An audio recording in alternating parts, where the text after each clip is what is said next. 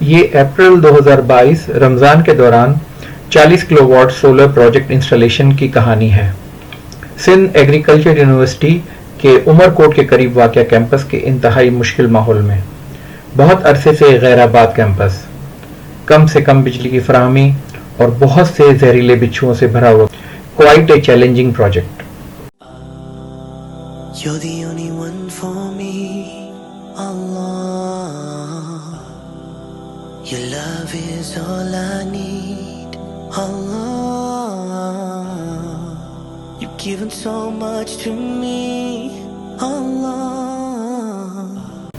20 अप्रैल 2022 शाम के वक्त कुछ टीम मेंबर्स के साथ उमरकोट की तरफ सफ़र शुरू किया। हमारा पहला स्टॉप इशा के वक्त किसाना मोरी के मुकाम पर एक चाय की होटल था। इसके बाद हम मीरपुर खास के नज़दीक एक होटल पर ठहरे, जहां तकरीबन 12 बजे रात का खाना खाया। खाना खाकर उमरकोट की तरफ रवाना हो गए और सूफी फ़कीर और भेरजी ठाकुर के इलाकों से होते हुए उमरकोट पहुंच गए। मगर अभी हमारा सफ़र ख़त्म नहीं हुआ था, लिहाजा हम उमरकोट से गुजर गए और आगे उमरकोट कुंडरी रोड से होते हुए वेरो शरीफ गांव के नज़दीक एग्रीकल्चर कैंपस पहुंचे। इस वक्त रात के 2:30 बज रहे थे। लोकेशन देखने के बाद हम दोबारा उमरकोट की तरफ चले गए और अपने रहने खाने पीने का बंदोबस्त किया ताकि सहरी के वक्त रोज़ा रख सकें। खुशकिस्मती से हमें होटल वहाँ की एक जामा मस्जिद के सामने ही मिला। मस्जिद में फजर की नमाज पढ़ी और होटल में जाकर सो गए। दिन में कुछ ज़रूरी चीज़ों की ख़रीदारी की और लोकेशन का टेक्निकल जायज़ा लेने के लिए कैंपस गए और शाम को ही दोबारा वापस होटल आ गए। मगरिब के वक्त रोज़ा इफ्तार किया और काम शुरू करने के लिए कैंपस की तरफ एक दफ़ा फिर रवाना हो गए। अगले दिन 21 अप्रैल 2022 मगरिब के बाद सोलर इंस्टॉलेशन का बाकायदा काम शुरू हुआ। सबसे पहला काम सोलर पैनल और इन्वर्टर्स के लगाने की जगह का इंतखाब करना था। एडमिन ब्लॉक में फर्स्ट फ्लोर की छत का इंतखाब इसलिए किया गया क्योंकि वो सोलर ओरिएंटेशन और डायरेक्शन के मुताबिक गर्मी और सर्दी के मौसम के लिहाज से बेहतरीन जगह थी।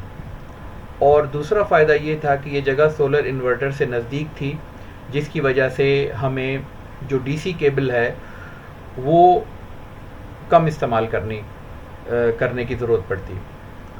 तो हमने इसी चीज़ को मद्देनज़र रखते हुए ये डिसीशन लिया कि हमने जो नज़दीक वाली छत थी उसका इंतखाब किया। इस प्रोजेक्ट में हमने 70 सोलर पैनल इस्तेमाल किए। ये solar panel ZPM genre energy के 540 वाट्स के सोलर पैनल थे। इन सोलर पैनल का तूलो अर्ज़ या साइज़ जो थी वो लंबाई 7.4 फीट, चौड़ाई 3.7 फीट और मोटाई 1.3 इंचेस। हमने 5.2 किलोवाट के 8 इन्वर्टर इस्तेमाल किए और ये इन्वर्टर इन्वरेक्स कंपनी के एरोक्स 5.2 किलोवाट थे।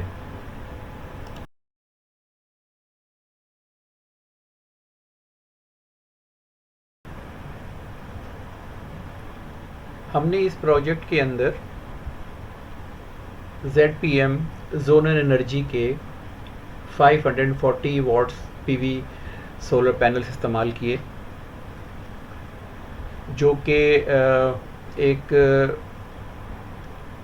अच्छी क्वालिटी के सोलर पैनल हैं। इनकी जो मेजर खुसूसियात हैं वो ये हैं कि इनका जो आउटपुट पावर है वो भी हाई है। इनके अंदर हाफ कट टेक्नोलॉजी है और ये मोनोक्रिस्टलाइन है।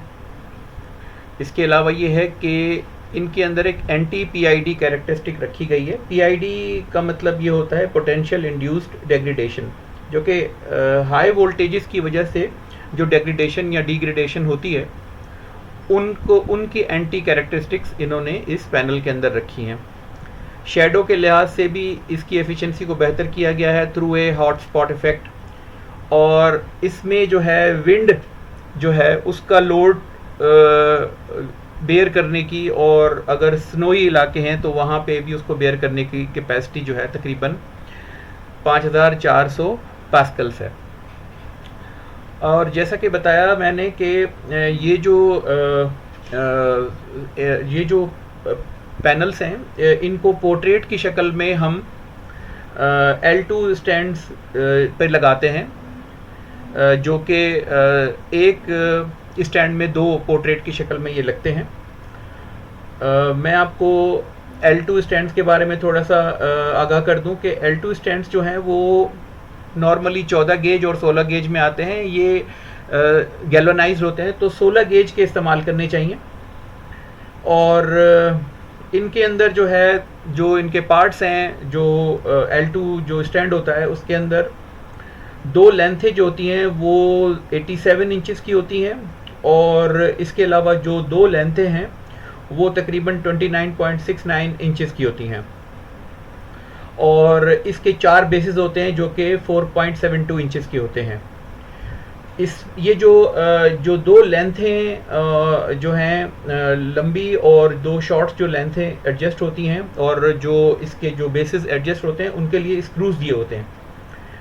अच्छा, इसमें जो एक्स्ट्रा चीज़ें चाहिए होती हैं वो ये होती हैं कि तकरीबन 8 रावल बोल्ट हमें चाहिए होते हैं, ताकि हम छत में ड्रिल करके सुराख करें और फिर उन रावल बोल्ट्स के ज़रिए इन स्टैंड्स को छत के अंदर फिक्स कर दें, और बाद में उसे फिर किसी केमिकल के ज़रिए जो है हमें जो है वो वाटरप्रूफ भी दोबारा करना होता है, और फिर उसको हम एक सीमेंट ब्लॉक के ज़रिए उसको फर्म भी कर देते हैं।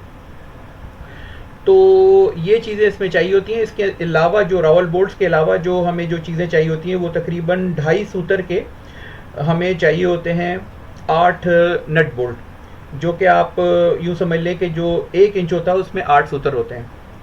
तो ये नट बोल्ट्स हमें चाहिए। कोशिश करनी चाहिए कि SS के स्टेनलेस स्टील के इस्तेमाल करने चाहिए। इस प्रोजेक्ट में हमने जिन वजूहात की बुनियाद पर इन्वेरेक्स का एरोक्स 5.2 किलोवाट इन्वर्टर इस्तेमाल किया वो ये थी। सबसे पहले कि ये एक upgraded 3rd generation VM3 means virtual machine 3 smart और इंटेलिजेंट सोलर इन्वर्टर है।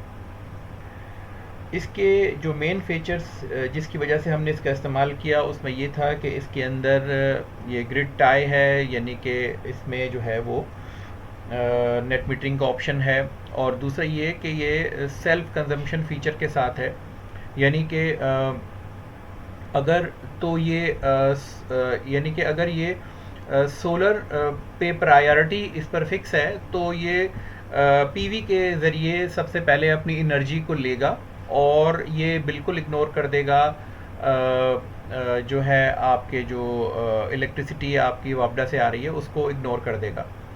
लेकिन जहाँ पे ये देखेगा कि अब मेरी जो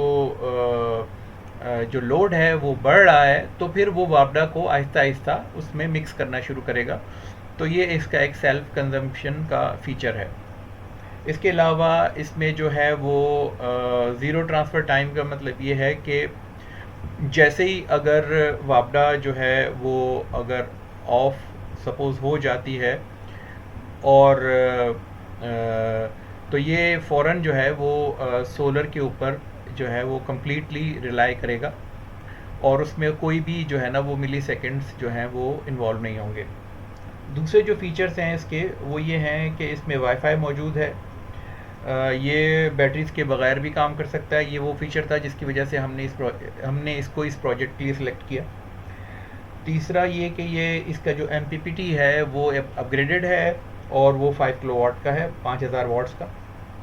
ब्लूटूथ फीचर इसके अंदर इंटरफेस है, जिसकी वजह से एंड्रॉयड फ़ोन से भी इसे मॉनिटर किया जा सकता है, और डेटा लॉगिंग और स्टोरेज फंक्शन भी है इसमें। इसके अलावा एक बहुत अच्छा इसके सर्किट बोर्ड में जो फीचर है वो ये है कि कन्फॉर्मल कोटिंग इसमें हुई है, कि जो विद द टाइम पैसेज जो आमतौर पे इन्वर्टर के साथ 1-2 साल के अंदर उसके अंदर ह्यूमिडिटी और डस्ट की वजह से सर्किट ख़राब होना शुरू हो जाते हैं, तो उसकी प्रिवेंशन है।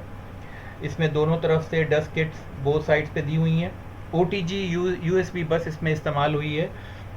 OTG का मतलब होता है on the go universal serial बस, जो कि नॉर्मली बगैर कंप्यूटर्स के आप इस्तेमाल किया जा सकता है उसको इस इक्विपमेंट में, जो कि इसको ये मौका फराहम करती है कि ये जो है एज ए होस्ट और पेरिफेरल दोनों के तौर पर काम कर सके। इसके अलावा ये कि इसको आप अपग्रेड करने के लिए 9 यूनिट्स को पैरेलल कर सकते हैं। अगर आपका ये इस्तेमाल में आए कि भाई आपने लिथियम आयन बैटरी इसके साथ लगानी है तो वो भी लगा सकते हैं, क्योंकि इसके अंदर जो है वो BMS सिस्टम मौजूद है, बैटरी मैनेजमेंट सिस्टम। इस प्रोजेक्ट को तकरीबन 1 हफ़्ते का टाइम या उससे थोड़ा सा ज़्यादा टाइम लगा मुकम्मल होने के लिए, मगर माशाल्लाह ये प्रोजेक्ट बहुत अच्छे से मुकम्मल हुआ। इसमें काफ़ी टीम एफ़र्ट्स थी, क्योंकि बहुत मुश्किल हालात थे। वहाँ पे कोई इलेक्ट्रिसिटी नहीं थी, कोई पानी का इंतज़ाम नहीं था। हमें पानी जो है ऐसी जगहों से भरना पड़ता था जहाँ से थर की ख़वातीन जो है वो पानी भरती थी। जैसे कि यहाँ पे इवन जो ये कैंपस था, यहाँ पे इवन जो है वो जहाँ पे पानी के लिए जो बोरिंग थी वहाँ पे बहुत सॉल्टी वाटर था। इतना सॉल्टी वाटर होता था कि हम बमुश्किल उससे वज़ू कर पाते थे। तो हमें पानी के लिए कुछ दूर जाना पड़ता था कैंपस से, जहाँ पे कुछ दरख्त वगैरह थे। वेड़ो जो गांव था वहाँ पे, वहाँ के नज़दीक। और वहाँ पे कुछ ख़वातीन भी, जैसे नॉर्मली आप देखते हैं तस्वीरों में, थर में अपने जो मटके वगैरह भरने आती हैं, तो हम भी अपने कूलर वहाँ ले जाते थे और वहाँ से भर के आते थे, और वही उसी जगह पे मीठा पानी वहीं से हमें मिलता था जो कि पीने के काबिल होता था। तो इस तरह के मसाइल भी थे। और रात को लाइट नहीं होती थी, तो जनरेटर अगर एक जगह है तो दूसरी जगह नहीं है। कुछ कभी कभी लड़के मल्टीपल जगहों पे काम कर रहे होते थे। और स्पेशली रात को ये इशू होता था कि रात को वहाँ पे जो है वो, क्योंकि गर्मी कम हो जाती है, तो वहाँ पे जो है वो बिच्छू निकलते हैं। और अगर स्पेशली अगर आप रात में वहाँ काम कर रहे हो और जनरेटर नहीं हो, रोशनी नहीं हो, तो आपको मालूम नहीं है कि आपके पैरों के आसपास कोई बिच्छू है। तो स्पेशली लड़के जब स्पेशली ऐसी पोजीशन में काम कर रहे होते थे कि वो कुछ लड़के वहाँ काम कर रहे हैं जहाँ जनरेटर है, और कुछ लड़के ऐसी जगह पे काम कर रहे हैं जहाँ जनरेटर नहीं है, वहाँ कुछ प्लेट्स लगा रहे हैं या कोई और फिटिंग कर रहे हैं, तो वो अपने मोबाइल की मदद से करते थे।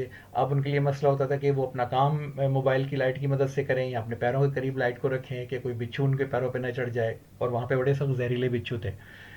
बहरहाल अल्हम्दुलिल्लाह ये मुश्किल टाइम भी वहाँ ख़त्म हुआ और ये प्रोजेक्ट कामयाबी के साथ मुकम्मल हुआ।